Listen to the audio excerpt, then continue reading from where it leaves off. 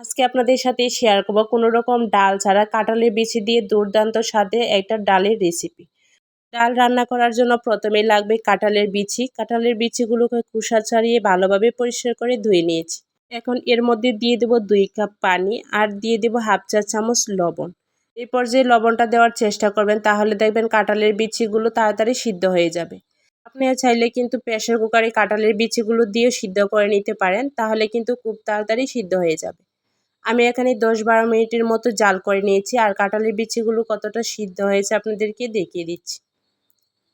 আপনারা দেখে হয়তো বুঝতে পারছেন কাঁঠালের বিচিগুলো কত ভালোভাবে সিদ্ধ হয়ে গেছে। এই পর্যায়ে চুলাটাকে বন্ধ করে দেব। আপনারা চাইলে কিন্তু এই পর্যায়ে কাঁঠালের বিচিগুলোকে একটা ডাল ঘুটনি দিয়েও ঘুটে নিতে পারেন অথবা শিলপাটাও বেটে নিতে পারেন। তবে আমি ব্লেন্ডার জারে নিয়ে তারপর ব্লেন্ড করে নেব। কাঁঠালের বিচিগুলো ব্লেন্ডার জারে নিয়ে তারপর এর মধ্যে দিয়েছি হাফ কাপ পানি। হাফ কাপ পানি দিয়ে ভালোভাবে ব্লেন্ড করে নিয়েছি। এখন চুলায় একটি প্যান বসিয়ে এর মধ্যে কাঁঠালের বিচির পেস্টটা দিয়ে দেব। আর দেখেন কাঁঠালের বিচির পেস্টটা কত ভালোভাবে ব্লেন্ড করা হয়েছে।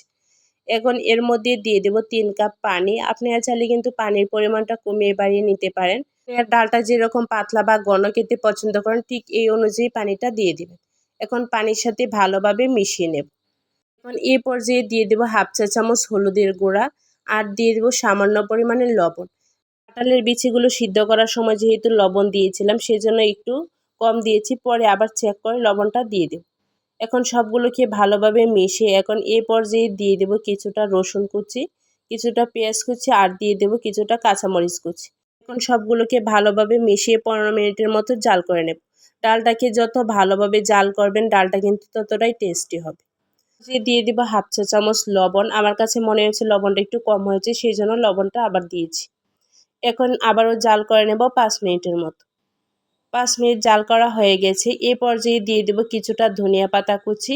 ধনিয়া পাতা কুচিটা দিয়ে কিন্তু আর জাল করা যাবে না, চুলাটাকে বন্ধ করে দিতে হবে।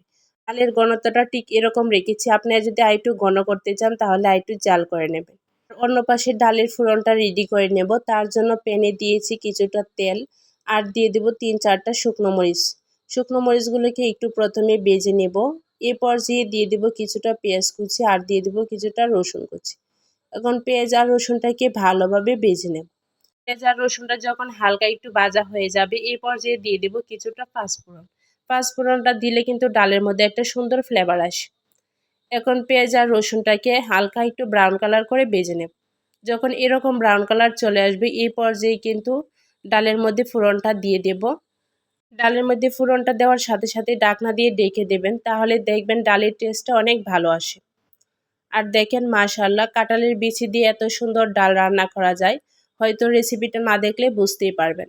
বাসায় একবার হলো ট্রাই করে দেখতে পারেন, কাঁঠালের বিচির ডালটা কিন্তু খেতে অনেক ভালো লাগে। এভাবে কাঁঠালের বিচি দিয়ে ডালটা রান্না করে আপনারা খেয়ে দেখতে পারেন, খেতে কিন্তু অসাধারণ লাগে। আর রেসিপিটি আপনাদের কাছে কেমন লেগেছে কমেন্ট করে জানাতে ভুলবেন না। লাইক শেয়ার করে পাশে থাকবেন। ধন্যবাদ সবাইকে।